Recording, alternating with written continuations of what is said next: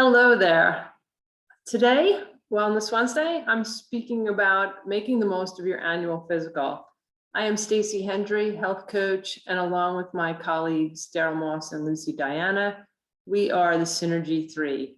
And our mission is to support vibrant health through group wellness programs focused on the mind, body, and spirit, and similar to Wellness Wednesday today. So let's get started talking about your annual physical. So it is really important to know that we have to be advocate for ourselves. Our doctors have about 15 minutes to speak with us. Most of that is dictated by agreements with insurance companies. They would probably love to spend more time, but they just can't.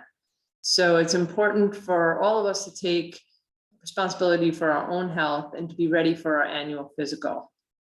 So preparing a list of questions is a great idea. You only have a short amount of time. You don't want to forget something and have to wait a year.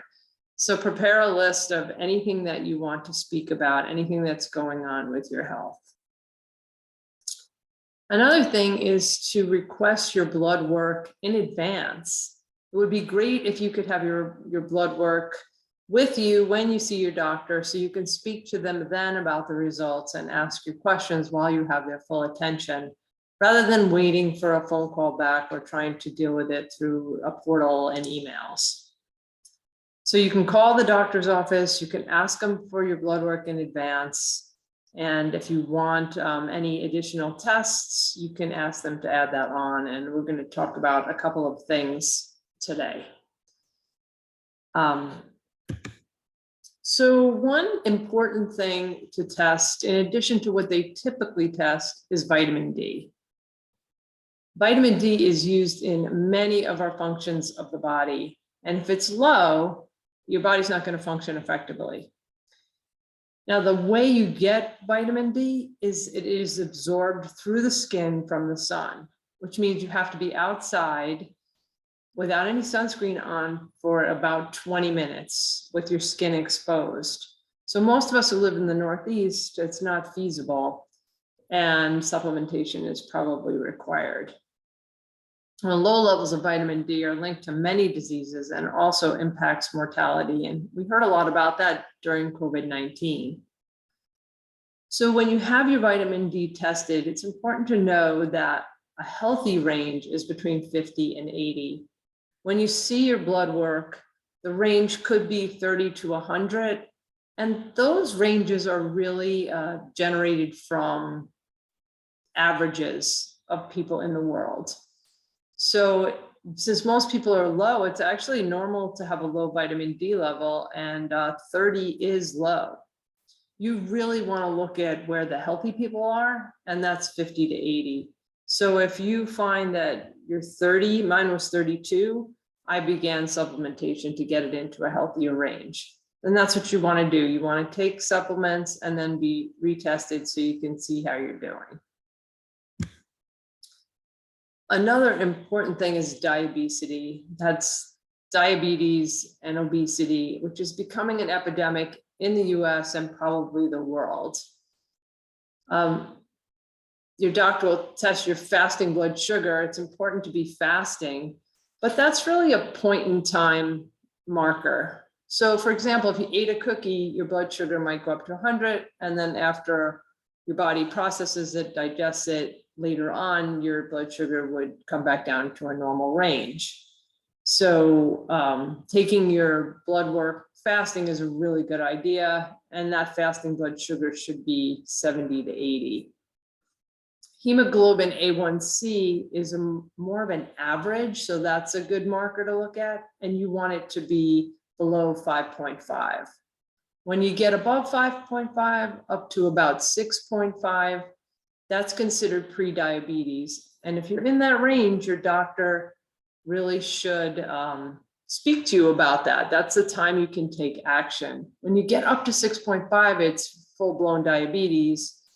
And then, you may be directed to take medications. So you really want to address it when you're in the pre-diabetes stage. Fasting insulin is also a good marker to test if you are at risk for diabetes, but you have to request that from your doctor. One thing that doesn't require any blood work is waist to hip ratio. So you measure your waist, you measure your hips. If your waist is 30 and your hips are 30, your ratio is 1. You want the ratio to be less than 1. So you want your waist to be smaller than your hips. If you have a lot of belly fat and your waist is bigger than your hips, that really indicates a risk for diabetes. Just to get into the science of it a little bit, what's happening is for people who are eating a high flour, a high carb diet and sugar, if you're having bagel for breakfast, a croissant, a donut at lunchtime, a lot of pasta and bread and pizza, those are all high carb meals which break down to sugar. So your pancreas is working extremely hard to break down that sugar and get your blood sugar level down. Your body does not want high levels of sugar in it. So over time, your pancreas becomes really tired, and also your body gets resistant to the insulin, and then it's not functioning well. So the bright side of all of this is that switching to a whole food, vegetable-based diet really does help. And this is in moderation. It doesn't mean you can never have a donut or a croissant, but it shouldn't be your daily breakfast. So just switching from a bagel to healthy oatmeal 1 day a week, 2 days a week, and building up from there, having leafy green salad with your lunch, having a piece of fruit instead of a donut are going to make a huge difference in helping you avoid getting into the higher numbers in sugar. So cholesterol is a huge thing. So many people have high cholesterol and start taking statins. So cholesterol is actually important for the body. It helps build hormones and vitamins. We need cholesterol. It's just when it becomes too high. What the doctor normally will do is do a basic cholesterol test, which will test HDL, LDL, and triglycerides. And that's really not enough to tell what's going on. So I always recommend that people do a cardio IQ or an NMR test, depending on what lab your doctor uses. Those would be the tests to request. They break down the LDL. So normally you get one number, but it can be broken down into about 10 different things.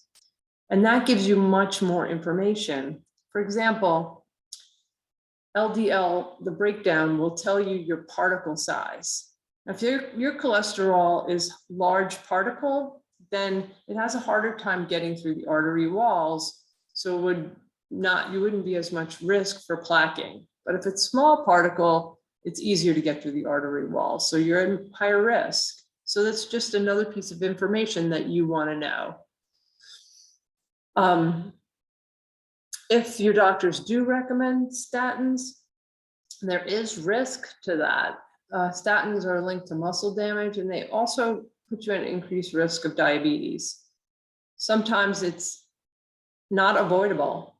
So, but there are cases where people's cholesterol is high because of their diet. If they're eating the high carb, high fat packaged food, not a whole food diet, and your cholesterol is high, then you're already at risk for diabetes, like we spoke about, and taking the statins is going to make it even worse. So again, just starting on the path of a healthier diet is going to really help you. And things like flax, ground flaxseed, you could sprinkle it on your yogurt, your salad, your oatmeal, oatmeal itself, and high fiber foods like a vegetable-based diet and healthy grains are going to help to lower your cholesterol. And also weight bearing and cardio exercise really go a long way to lowering your cholesterol. So these are 3 tests that you can ask for in addition to your basic blood work. We have other videos on our YouTube channel. If you take a look about navigating your physicals, you can watch all of them. We are Synergy 3. Here's our email address if you want to be on our email list to get our newsletter, please reach out there. Our website, which shows programs coming up, and please subscribe to our YouTube channel. And if you have any questions at all, please post them under this video and we'll respond. The three of us are always happy to have a discovery call with anybody who's interested in finding out more about how we work and how we can support your personal health. So please reach out and be an advocate for your own health. All right. Have a great day.